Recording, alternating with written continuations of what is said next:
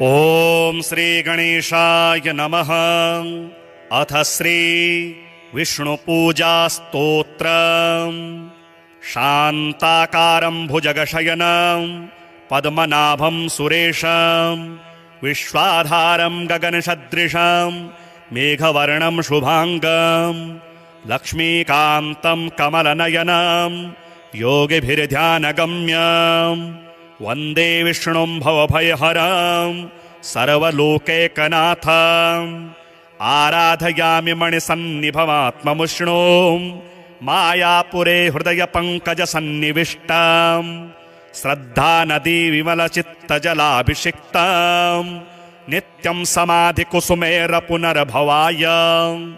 ज्योतिःशान्तं सर्वलोकान्तरस्थं मोङ्कारारोग्यं योगिहृद्यानगम्यं साङ्गं शक्तिं सायुधं भक्तसेव्यं सर्वाकारं विष्णुमावाहयामि। करपद्रुमे मणिवेदि मध्ये सिंहासने स्वर्णमयं सरतनं विचित्रवस्त्रावृतमच्युतप्रभो गहाणलक्ष्मीधरणी समन्विता। पादोतकं ते परिकल्पयामि पुण्यं सरितसागरतोयनीतं पाद्यं प्रदास्ये सुमनः समेतं गृहाणलक्ष्मीधरणी समन्विता। ब्रह्मेन्द्ररुद्राग्निमुनीन्द्रसेव्यं पादारविन्दाम्बुदसन्निभाङ्गं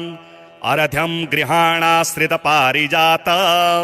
श्रियाः सहाम्भोजलदायताक्ष्यं तीर्थोदकं गङ्गमिदं हि विष्णो त्रिविक्रमानन्तमया निवेदितं दध्याज्ययुक्तं मधुपर्कसंज्ञं गृहाणदेवेश यथाक्रमेण आकल्पसंशोभितदिव्यगात्रं राकेन्दुनीकाशमुखारविन्दं दत्तं मया चाचमनं गृहाणं श्रीकेशवानन्तधरारिदारिन्। तीर्थोदकैः काञ्चन कुम्भसंस्थै सुवासितैर्देव सुमन्त्रपूतैः मयार्पितं स्नानमिदं गृहाणं पादाब्जनिष्ठ्योतनदीप्रवाहं मन्दाकिनी जुह्नुसुतार्य गौतमी वेण्यादितीर्थेषु च पुण्यवत्सु आनीतमम्भो घनसारयुक्तं श्रीखण्डमिश्रं कुसुमादिसंश्रितं कामधेनोः समद्भूतं देवर्षि पितृतृप्तिदं पयो ददामि देवेश स्नानार्थं प्रतिगृह्यतां चन्द्रमण्डलसङ्काशं सर्वदेवप्रियं दधि स्नानार्थं ते मया दत्तं प्रीत्यर्थं प्रतिगृह्यताम् आज्यं सुराणामाहारं माज्यं यज्ञे प्रतिष्ठितम् आज्यं पवित्रं परमं स्नानार्थं प्रतिगृह्यताम् सर्वौषधि समुत्पन्नं पीयूषममृतं मधु स्नानार्थं ते प्रयच्छामि गृहाण परमेश्वर। इक्षुदण्ड समुद्भूत दिव्यशर्करया हरिं स्नपयामि सदा भक्त्या प्रीतो भव सुरेश्वर। स्वर्णाञ्चलं चित्रतरं सुशोभितं कौशेययुग्मं परिकल्पितं मया दामोदरप्रावरणं गृहाणं मायाबलप्रावृतदिव्यरूपं सुवर्णतन्तोद्भवयज्ञसूत्रं मुक्ताफलस्यूतमनेकरत्नं गृहाण तद्वत्प्रियमुत्तरीयं स्वकर्मसूत्रान्तरिणे नमोऽस्तु। कस्तूरीकाकरदमचन्दनानि काश्मीरसंयोजितगन्धसारेः विलेपनं स्वीकुरु देवदेव। श्रीदेवि वक्षोजविलेपनाङ्गं श्रीगन्धं चन्दनोन्मिश्रं कर्पूरेण ससंयुतं विलेपनं सुरश्रेष्ठं प्रीत्यर्थं प्रतिगृह्यताम्। सेवन्तिकावकुलचम्पकपाटलाब्जैः पुन्नागजातिकरवीररसालपुष्पैः बिल्वप्रवालतुलसीदलमल्लिकाभिः त्वां पूजयामि जगदीश्वर मे प्रसीद। आरामपुष्पाणि मनोहराणि जलाशयस्थानि सुपल्लवानि सुवर्णपुष्पाणि मयार्पितानि त्वं गृह्यतां देववर प्रसीद केयोरकटके चैव हस्ते चित्राङ्गुलीयकं माणिक्योल्लासि मुकुटं कुण्डले हारशोभितं नाभौ नायकरत्वं च नूपुरे पादपद्मयोः अङ्गुलीमुद्रिकाश्चैव गृहाण पुरुषोत्तमा श्रीखण्डलाक्षासितकाष्ठदिव्या कर्पूरकाला गुरुकर्दमानि स्वचोरकाचन्दनदेवदारो मासीनखं शैलजपूजिकाश्च काकागुरुप्रचुरगुग्गुलगन्धधूपैर्नानाविधैः सुरभितेः खलु धूप्यमानेः त्वां धूपयामि रघुपुङ्गव लक्ष्मीपते मयदयां कुरु लोकनाथ सूर्येन्दुकोटिप्रभ वासुदेव दीपावलिं गोघृतवर्तियुक्तां गृहाण लोकत्रयपूजिताङ्गे धर्मप्रदीपान् कुरु दीप्यमानान् स्वामिन् लक्ष्मीश देवेश भक्तलोकदयानिधे ज्ञानतो ज्ञानतो वापि भक्त्या शक्त्या समर्पितं मयोपनीतं नैवेद्यं पञ्चभक्ष सुभोजनं मक्षिकामशकाः केशाः पृथुबीजानि वल्कलाः। अथ श्री महाविष्णुस्तोत्रम्। सूत उवाच ते गत्वा देवदेवेशं रमानाथं जगद्गुरुं विष्णुं कमलपत्राक्षं दद्रशुः प्रभयान्वितं स्तोत्रेण तुष्टुवुर्भक्त्या गदगदस्वरसत्कृताः देवा ऊचुः जय विष्णो रमेशाद्य महापुरुषपूर्वजं दैत्यारे कामजनकं सर्वकामफलप्रदं महावराह गोविन्दं महायज्ञस्वरूपकं महाविष्णो ध्रुवेशाद्यं जगदुत्पत्तिकारणं मत्स्यावतारे देवानाम् उद्धाराधाररूपकं सत्यव्रतधराधीशं मत्स्यरूपाय ते नमः। जयाकूपारदैत्यारे सुरकार्यसमर्पकम् अमृताप्तिकरेशानं कूर्मरूपाय ते नमः। जयादिदैत्यनाशार्थं मादिशूकररूपधृकं मह्युद्धारकृतोद्योगं कोलरूपाय ते नमः।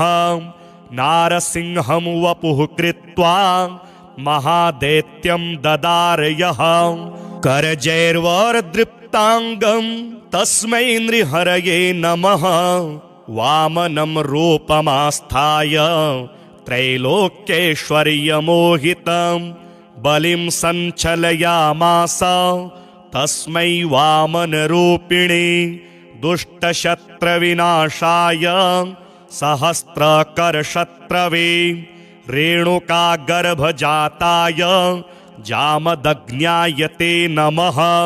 दुष्टराक्षसपौलस्त्य शिरश्छेदपटीयसे श्रीमद्दाशरथे तुभ्यं नमोऽनन्तक्रमाय च कंसदुर्योधनाद्यैश्च दैत्यैः पृथिवीशलाञ्छनैः भाराक्रान्तां महीयोषां उज्जहार महाविभुः धर्मं संस्थापयामास पापं कृत्वा सुदूरतः तस्मै कृष्णाय देवाय नमोऽस्तु बहुधा विभो। दुष्टयज्ञविघाताय पशुहिंसानिवृत्तये बौद्धरूपं दधौ योऽसौ तस्मै देवाय ते नमः। म्लेच्छप्रायेऽखिले लोके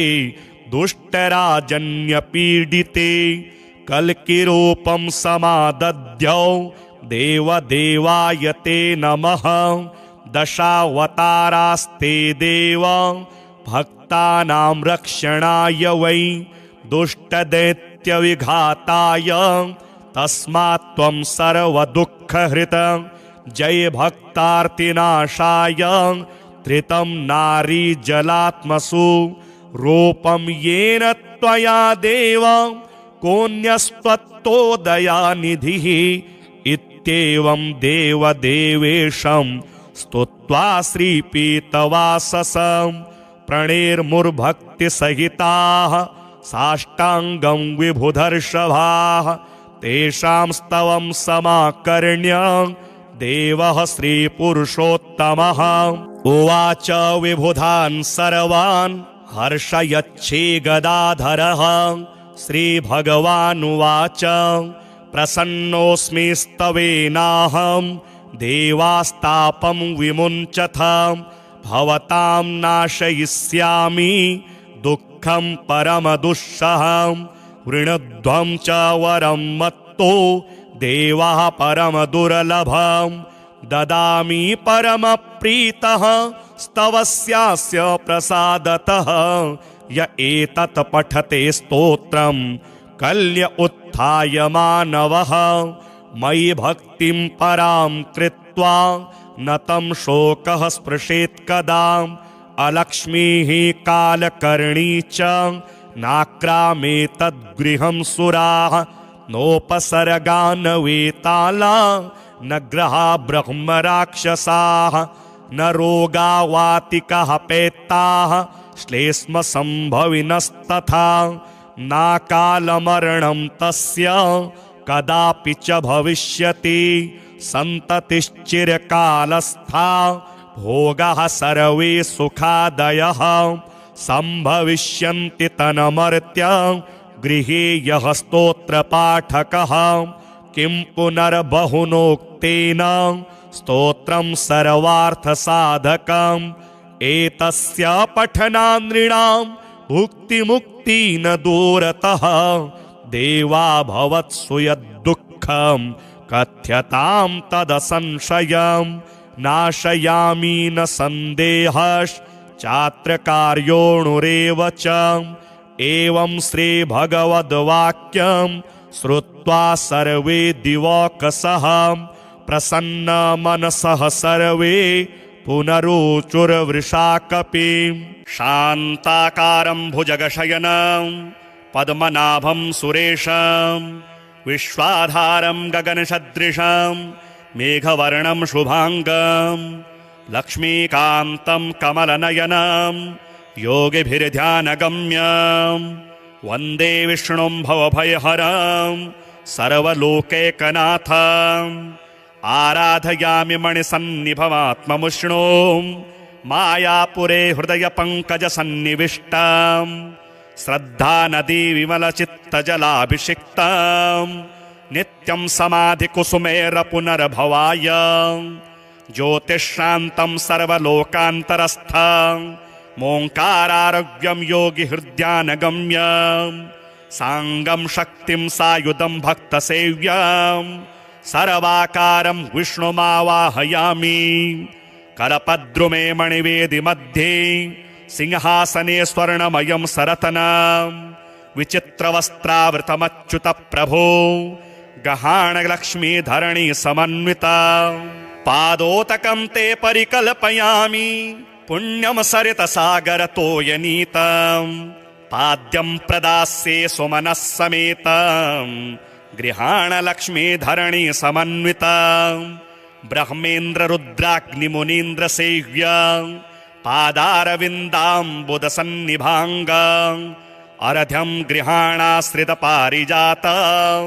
श्रिया सहाम्भोजलदायताक्ष्यं तीर्थोदकं गङ्गमिदं हि विष्णो त्रिविक्रमानन्तमया निवेदितं दध्याज्ययुक्तं मधुपर्कसंज्ञं गृहाणदेवेश यथाक्रमेण आकल्पसंशोभितदिव्यगात्रं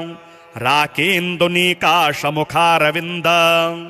दत्तं मया चाचमनं गृहाणं श्रीकेशवानन्तधरारिदारिन् तीर्थोदकैः काञ्चन कुम्भसंस्थे सुवासितैर्देव सुमन्त्रपूतैः मयार्पितं स्नानमिदं गृहाण पादाब्जनिष्ठ्योतनदीप्रवाह मन्दाकिनी जुह्नुसुतार्य गौतमी वेण्यादितीर्थेषु च पुण्यवत्सु आनीतमम्भो घनसारयुक्तां श्रीखण्डमिश्रं कुसुमादिसंसृतां कामधेनोः समदभूतां देवर्षि पितृतृप्तिदां पयो ददामि देवेश स्नानार्थं प्रतिगृह्यतां चन्द्रमण्डलसङ्काशां सर्वदेवप्रियं दधि स्नानार्थं ते मया दत्तं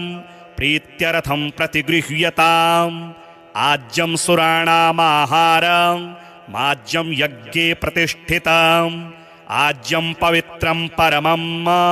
स्नानार्थं प्रतिगृह्यताम् सर्वौषधिसमुत्पन्नं पीयूषममृतं मधु स्नानार्थं ते प्रयच्छामि गृहाण परमेश्वर इक्षुदण्डसमुद्भूत दिव्यशर्करया हरिं स्नपयामि सदा भक्त्या प्रीतो भव सुरेश्वर स्वर्णाञ्चलं चित्रतरं सुशोभितं कौशेययुग्मं परिकल्पितं मया दामोदरप्रावरणं गृहाण मायाबलप्रावृतदिव्यरूपं सुवर्णतन्तोद्भवयज्ञसूत्रं मुक्ताफलस्यूतमनेकरत्नं गृहाण तदत्प्रियमुत्तरीयं स्वकर्मसूत्रान्तरिणे नमोऽस्तु कस्तूरिकाकरदमचन्दनानि काश्मीरसंयोजितगन्धसारेः विलेपनं स्वीकुरु देवदेव श्रीदेवि वक्षोजविलेपनाङ्गं श्रीगन्धं चन्दनोन्मिश्रं कर्पूरेण ससंयुतं विलेपनं सुरश्रेष्ठ प्रीत्यर्थं प्रतिगृह्यतां सेवन्तिकावकुलचम्पकपाटलाब्जैः पुन्नागजातिकरवीररसालपुष्पैः बिल्वप्रवालतुलसीदलमल्लिकाभिः त्वां पूजयामि जगदीश्वर मे प्रसीद आरामपुष्पाणि मनोहराणि जलाशयस्थानि सुपल्लवानि सुवर्णपुष्पाणि मयार्पितानि त्वं गृह्यतां देववर प्रसीद केयोरकटके चैव हस्ते चित्राङ्गुलीयकं माणिक्योल्लासि मुकुटं कुण्डले हारशोभितं नाभौ नायकरत्वं च नूपुरे पादपद्मयोः अङ्गुलीमुद्रिकाश्चैव गृहाण पुरुषोत्तमा श्रीखण्डलाक्षासितकाष्ठदिव्या कर्पूरकाला गुरुकर्दमानि स्वचोरकाचन्दनदेवदारो मासीनखं शैलजपूजिकाश्च काकागुरुप्रचुरगुग्गुलगन्धधूपैर्नानाविधैः सुरभितैः खलु धूप्यमानेः त्वां धूपयामि रघुपुङ्गव वासुदेव लक्ष्मीपते मयदयां कुरु लोकनाथ सूर्येन्दुकोटिप्रभ वासुदेव दीपावलिं गोघृतवर्तियुक्तां गृहाण लोकत्रयपूजिताङ्गे धर्मप्रदीपान् कुरु दीप्यमानान् स्वामिन् लक्ष्मीश देवेश भक्तलोकदयानिधे ज्ञानतो ज्ञानतो वापि भक्त्या शक्त्या समर्पितं मयोपनीतं नैवेद्यं पञ्चभक्ष्य सुभोजनं मक्षिका मशकाः केशाः पृथुबीजानि वल्कलाः अथ श्री महाविष्णुस्तोत्रम् सूत उवाच ते गत्वा देवदेवेशं रमानाथं जगद्गुरुं विष्णुं कमलपत्राक्षं दद्रशुः प्रभयान्वितं स्तोत्रेण तुष्टुवुर्भक्त्या गदगदस्वरसत्कृताः देवा ऊचुः जय विष्णो रमेशाद्य महापुरुषपूर्वजं दैत्यारे कामजनकं सर्वकामफलप्रदं महावराह गोविन्द महायज्ञस्वरूपक महाविष्णो ध्रुवेशाद्य जगदुत्पत्तिकारण मत्स्यावतारे देवानाम् उद्धाराधाररूपक सत्यव्रतधराधीश मत्स्यरूपाय ते नमः जयाकूपारदैत्यारे सुरकार्य समर्पक अमृताप्तिकरेशान कूर्मरूपाय ते नमः जयादिदैत्यनाशार्थ मादिशूकररूपधृक् मह्युद्धारकृतोद्योग कोलरूपाय ते नमः नारसिंहं वपुः कृत्वा महादैत्यं ददारयः करजैर्वरदृप्ताङ्गं तस्मै नृहरये नमः वामनं रूपमास्थाय त्रैलोक्यैश्वर्यमोहितं बलिं सञ्चलयामास तस्मै वामनरूपिणे दुष्टशत्रविनाशाय सहस्रकरशत्रवे रेणुकागर्भजाताय जामदग्न्याय ते नमः दुष्टराक्षसपौलस्त्य शिरश्छेदपटीयसे श्रीमद्दाशरथे तुभ्यं नमोऽनन्तक्रमाय च कंसदुर्योधनाद्यैश्च दैत्यैः पृथिवीशलाञ्छनैः भाराक्रान्तां महीयोषाम्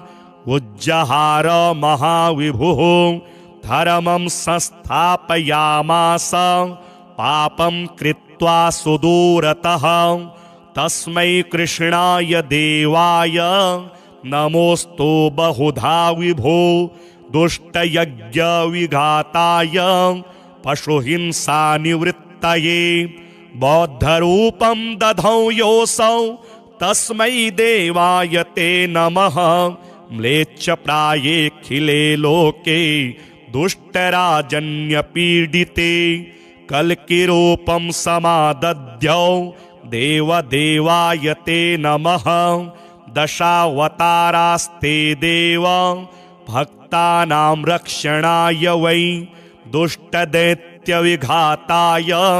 तस्मात् त्वं सर्वदुःखहृत जय भक्तार्तिनाशाय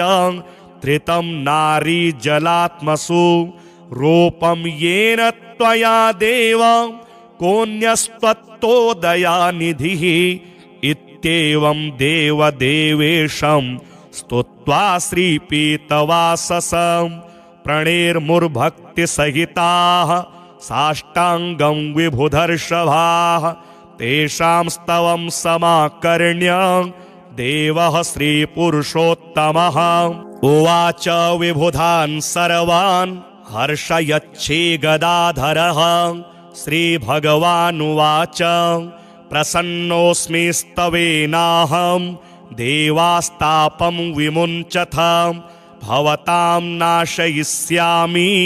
दुःखं परमदुःसहं वृणध्वं च वरं मत्तो देवः परमदुर्लभं ददामि परमप्रीतः स्तवस्यास्य प्रसादतः य एतत् पठते स्तोत्रं कल्य उत्थाय मानवः मयि भक्तिं परां कृत्वा न तं शोकः स्पृशेत् कदा अलक्ष्मीः कालकर्णी च नाक्रामेतद्गृहं सुराः नोपसर्गान् वेताला न ग्रहा ब्रह्मराक्षसाः न रोगा वातिकाः पैत्ताः श्लेष्मसम्भविनस्तथा नाकालमरणं तस्य कदापि च भविष्यति सन्ततिश्चिरकालस्था भोगाः सर्वे सुखादयः सम्भविष्यन्ति तन्मर्त्य गृहे यः स्तोत्रपाठकः किं पुनर्बहुनोक्तेन स्तोत्रं सर्वार्थसाधकम्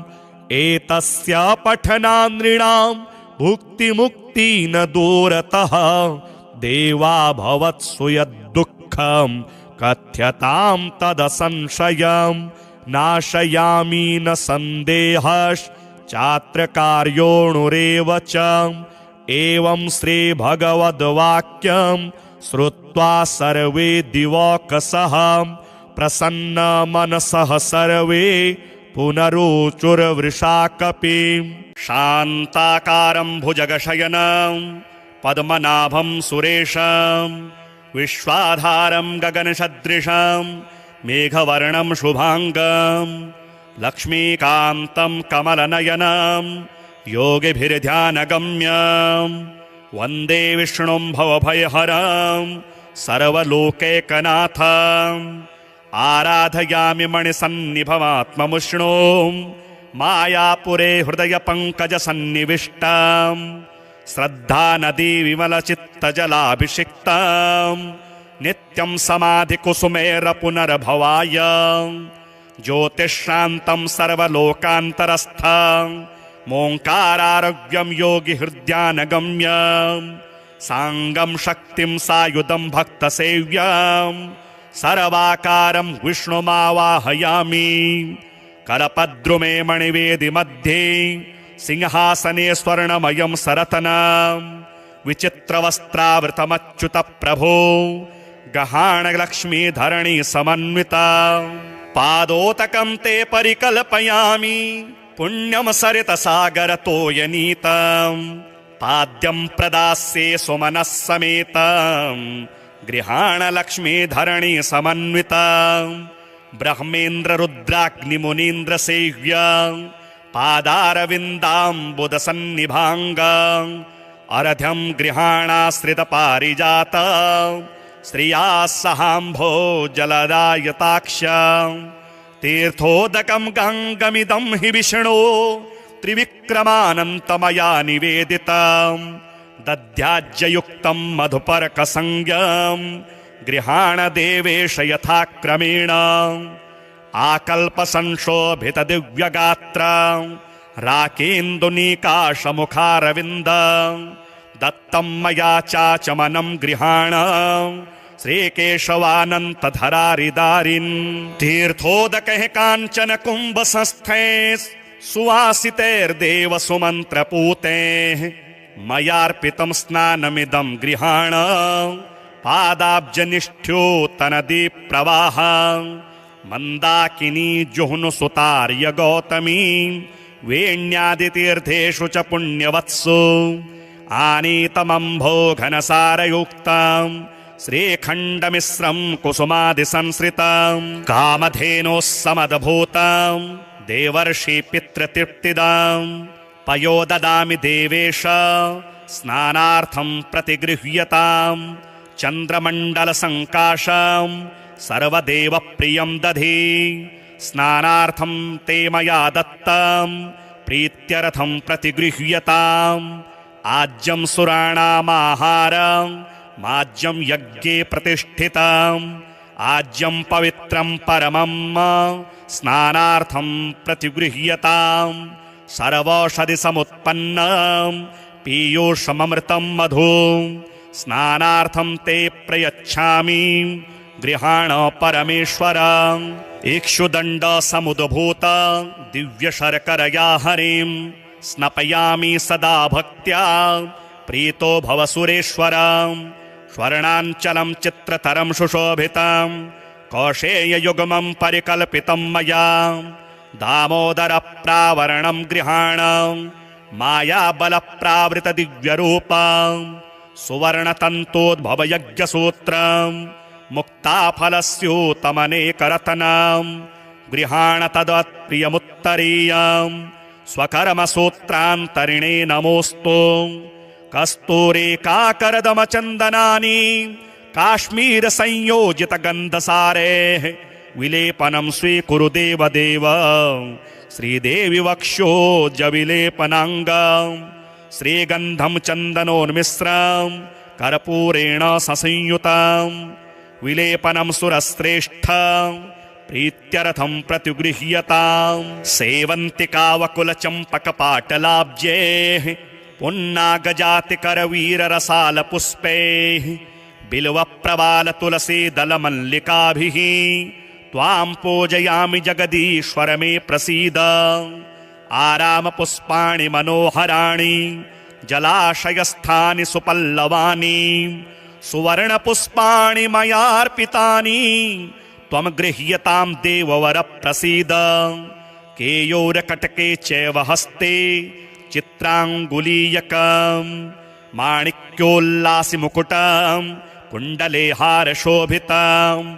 नाभौ नायकरत्वं च नूपुरे पादपद्मयोः अङ्गुलीमुद्रिकाश्चैव गृहाण पुरुषोत्तमा श्रीखण्डलाक्षासितकाष्ठदिव्या कर्पूरकाला गुरुकर्दमानि स्वचोरकाचन्दनदेवदारो मासीनखं शैलजपूजिकाश्च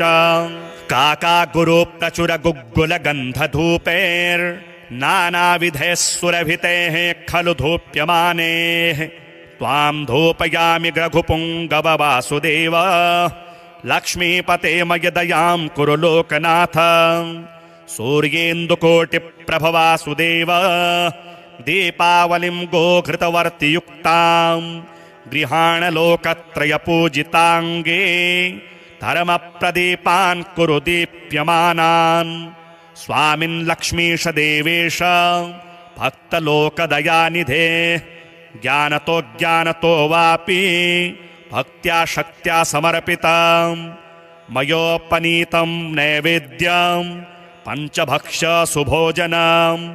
मक्षिकामशकाः केशाः पृथुबीजानि वल्कलाः। अथ श्री महाविष्णुस्तोत्रम्। सूत उवाच ते गत्वा देवदेवेशं रमानाथं जगद्गुरुं विष्णुं कमलपत्राक्षं दद्रशुः प्रभयान्वितं स्तोत्रेण तुष्टुवुर्भक्त्या गदगदस्वरसत्कृताः देवा ऊचुः जय विष्णो रमेशाद्य महापुरुषपूर्वजं दैत्यारे कामजनकं सर्वकामफलप्रदं महावराह गोविन्दं महायज्ञस्वरूपकं महाविष्णो ध्रुवेशाद्यं जगदुत्पत्तिकारणं मत्स्यावतारे देवानाम् उद्धाराधाररूपकं सत्यव्रतधराधीशं मत्स्यरूपाय ते नमः। जयाकूपारदैत्यारे सुरकार्यसमर्पकम् अमृताप्तिकरेशानं कूर्मरूपाय ते नमः। जयादिदैत्यनाशार्थं मादिशूकररूपधृकं मह्युद्धारकृतोद्योगं कोलरूपाय ते नमः। नारसिंहं वपुः कृत्वा महादैत्यं ददारयः करजैर्वरदृप्ताङ्गं तस्मै नृहरये नमः। वामनं रूपमास्थाय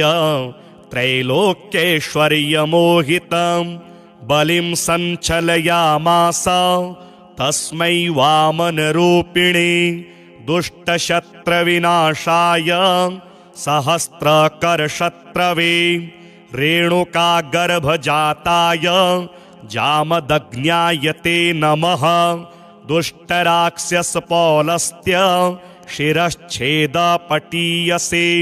श्रीमद्दाशरथे तुभ्यं नमोऽनन्तक्रमाय च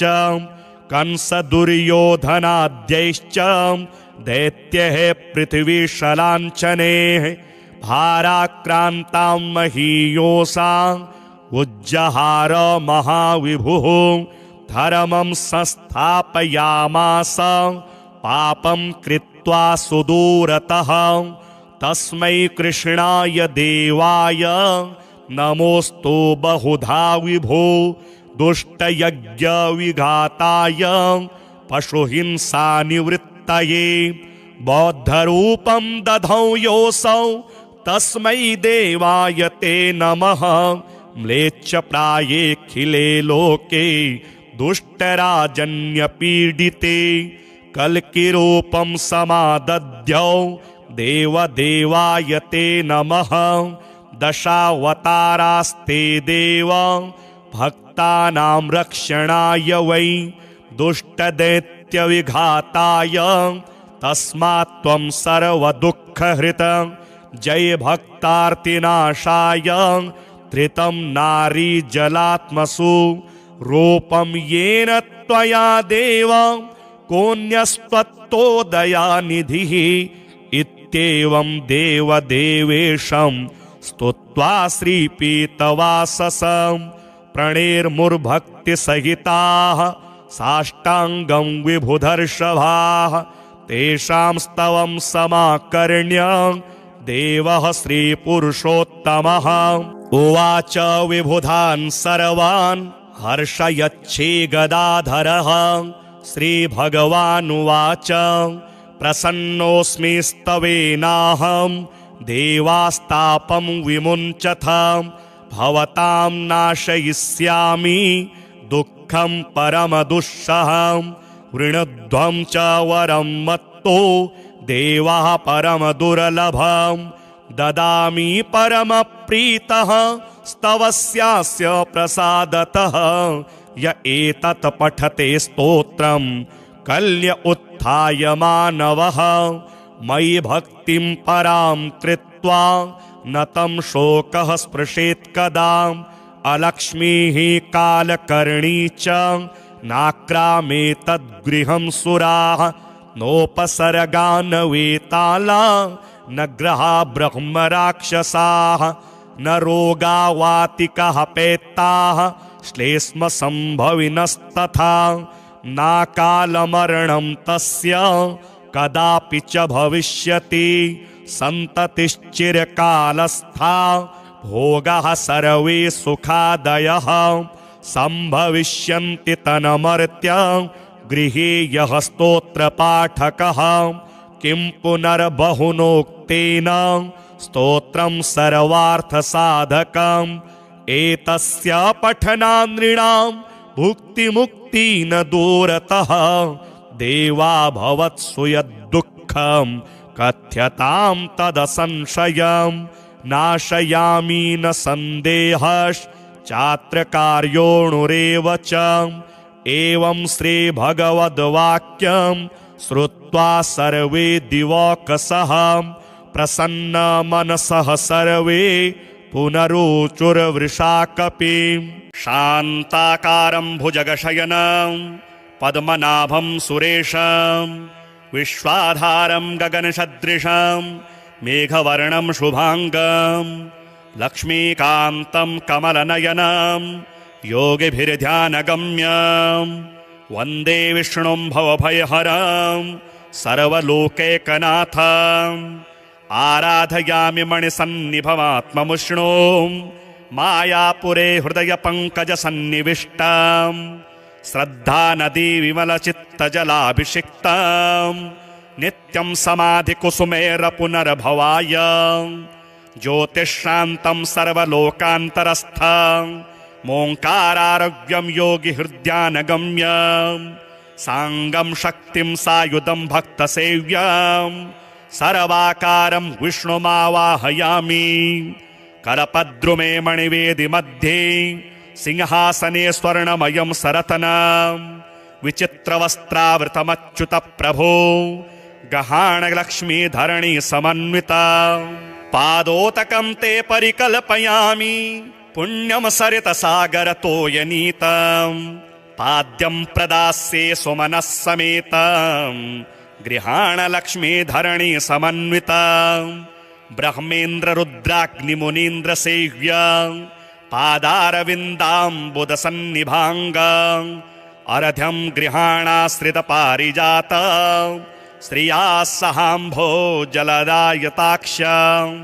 तीर्थोदकं गङ्गमिदं हि विष्णो त्रिविक्रमानन्तमया निवेदितं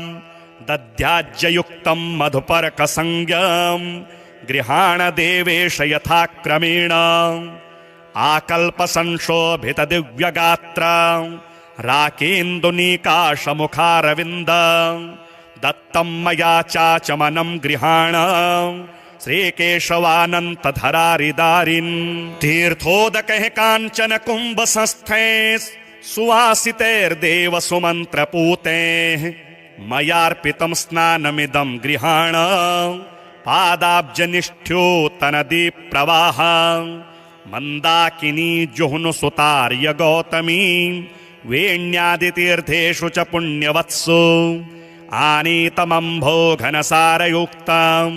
श्रीखण्डमिश्रं कुसुमादिसंसृतं कामधेनोः समदभूतं देवर्षि पितृतृप्तिदां पयो ददामि देवेश स्नानार्थं प्रतिगृह्यतां चन्द्रमण्डलसङ्काशं सर्वदेवप्रियं दधि स्नानार्थं ते मया दत्तं प्रीत्यर्थं प्रतिगृह्यताम् आज्यं सुराणामाहारं माज्यं यज्ञे प्रतिष्ठितम् आज्यं पवित्रं परमं स्नानार्थं प्रतिगृह्यताम् सर्वौषधिसमुत्पन्नं पीयूषममृतं मधु स्नानार्थं ते प्रयच्छामि गृहाण परमेश्वर इक्षुदण्डसमुद्भूत दिव्यशर्करया हरिं स्नपयामि सदा भक्त्या प्रीतो भव सुरेश्वर स्वर्णाञ्चलं चित्रतरं सुशोभितं कौशेययुग्मं परिकल्पितं मया दामोदरप्रावरणं गृहाण मायाबलप्रावृतदिव्यरूपं सुवर्णतन्तोद्भवयज्ञसूत्रं मुक्ताफलस्यूतमनेकरत्नं गृहाण तदत्प्रियमुत्तरीयं स्वकर्मसूत्रान्तरिणे नमोऽस्तु कस्तूरीकाकरदमचन्दनानि काश्मीरसंयोजितगन्धसारेः विलेपनं स्वीकुरु देवदेव श्रीदेवि वक्षोजविलेपनाङ्गं श्रीगन्धं चन्दनोन्मिश्रं कर्पूरेण ससंयुतं विलेपनं सुरश्रेष्ठ प्रीत्यर्थं प्रतिगृह्यतां सेवन्तिकावकुलचम्पकपाटलाब्जैः पुन्नागजातिकरवीररसालपुष्पैः बिल्वप्रवालतुलसीदलमल्लिकाभिः त्वां पूजयामि जगदीश्वर मे प्रसीद आरामपुष्पाणि मनोहराणि जलाशयस्थानि सुपल्लवानि सुवर्णपुष्पाणि मयार्पितानि त्वं गृह्यतां देववर प्रसीद केयोरकटके चैव हस्ते चित्राङ्गुलीयकं माणिक्योल्लासि मुकुटं कुण्डले हारशोभितं नाभौ नायकरत्वं च नूपुरे पादपद्मयोः अङ्गुलीमुद्रिकाश्चैव गृहाण पुरुषोत्तमा श्रीखण्डलाक्षासितकाष्ठदिव्या कर्पूरकाला गुरुकर्दमानि स्वचोरकाचन्दनदेवदारो मासीनखं शैलजपूजिकाश्च काकागुरुप्रचुरगुग्गुलगन्धधूपैर्नानाविधैः सुरभितैः खलु धूप्यमानेः त्वां धूपयामि रघुपुङ्गव वासुदेव लक्ष्मीपते मयदयां कुरु लोकनाथ सूर्येन्दुकोटिप्रभ वासुदेव दीपावलिं गोघृतवर्तियुक्तां गृहाण लोकत्रयपूजिताङ्गे धर्मप्रदीपान् कुरु दीप्यमानान् स्वामिन् लक्ष्मीश देवेश भक्तलोकदयानिधे ज्ञानतो ज्ञानतो वापि भक्त्या शक्त्या समर्पितं मयोपनीतं नैवेद्यं पञ्चभक्ष्य सुभोजनं मक्षिका मशकाः केशाः पृथुबीजानि वल्कलाः अथ श्री महाविष्णुस्तोत्रम् सूत उवाच ते गत्वा देवदेवेशं रमानाथं जगद्गुरुं विष्णुं कमलपत्राक्षं दद्रशुः प्रभयान्वितं स्तोत्रेण तुष्टुवुर्भक्त्या गदगदस्वरसत्कृताः देवा ऊचुः जय विष्णो रमेशाद्य महापुरुषपूर्वज दैत्यारे कामजनक सर्वकामफलप्रद महावराह गोविन्द महायज्ञस्वरूपक महाविष्णो ध्रुवेशाद्य जगदुत्पत्तिकारण मत्स्यावतारे देवानाम् उद्धाराधाररूपक सत्यव्रतधराधीश मत्स्यरूपाय ते नमः जयाकूपारदैत्यारे सुरकार्यसमर्पक अमृताप्तिकरेशान कूर्मरूपाय ते नमः जयादिदैत्यनाशार्थ मादिशूकररूपधृक्